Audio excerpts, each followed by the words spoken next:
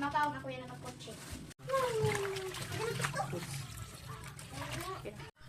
So for tonight's menu, I'll be cooking a all-in-one menu. Yung ulam na, gulay pa. So first, I have to put oil. No. Oil and garlic. Sabay ko na si garlic and onions. Tapos syempre, mekos-mekos lang natin yung mga momshies.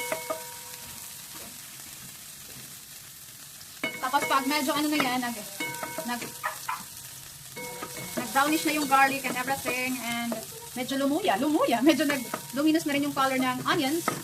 Tapos lumabas na yung aroma, that's the time na pwede na natin ilagay yung ating chicken. So next is the chicken na binabad ko na sa oyster sauce. Para magkaroon siya na sariling lasa. Yan, lagay ko lang yan. Wow. Ganon. Yummy. Yummy. Yummy daw sabi ni Kuya. Diba?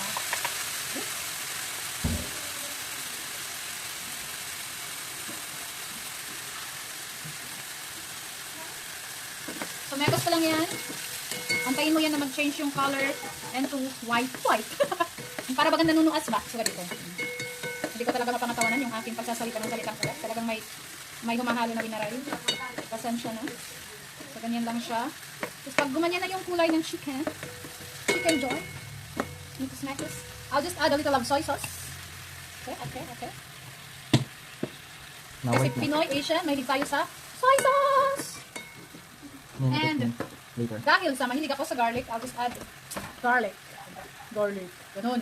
O, di ba? Para amoy-amoy garlic. Tapos pwede ka mag-add dito ng black pepper. Okay? Tapos kaka-cover ko lang yan until na medyo maluto yung ano niya. Yung meat.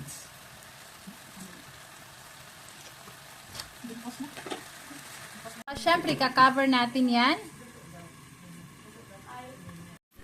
At syempre mga momshies, dahil feeling ko medyo luto na siya, feeling talaga.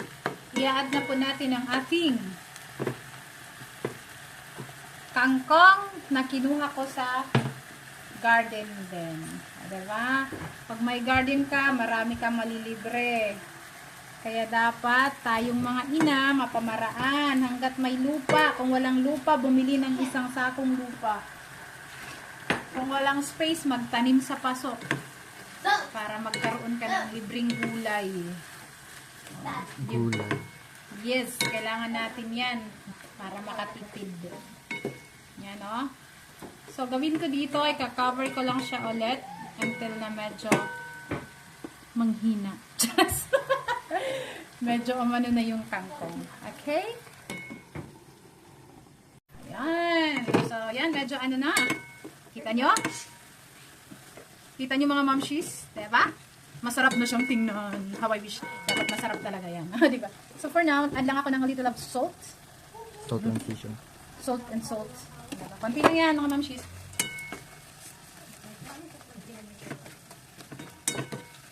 Ayan, nangahigda ka na eh. So, nanay ko is nasa bahay. Nasa bahay yung mama ko. Busy sa pagsi-cellphone. So, I'll just add some oyster sauce. Okay?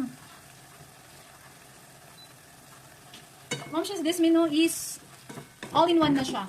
Tipid ka na sa gas, tipid ka sa oras. Kasi you're cooking everything in one menu.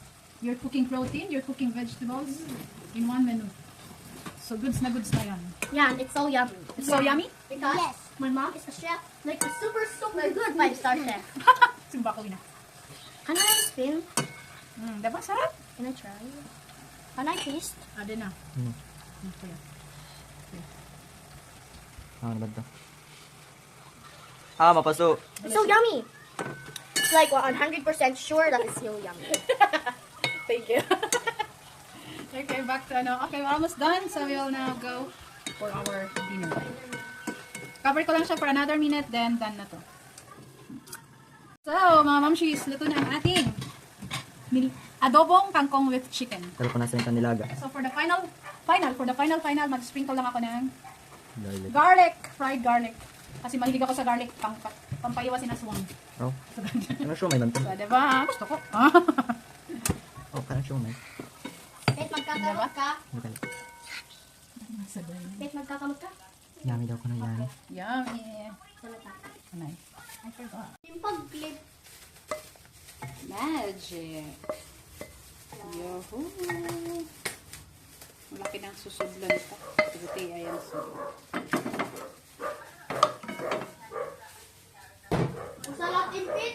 So, ito na po ang ating nilagang kangkong. Tara, pangahon.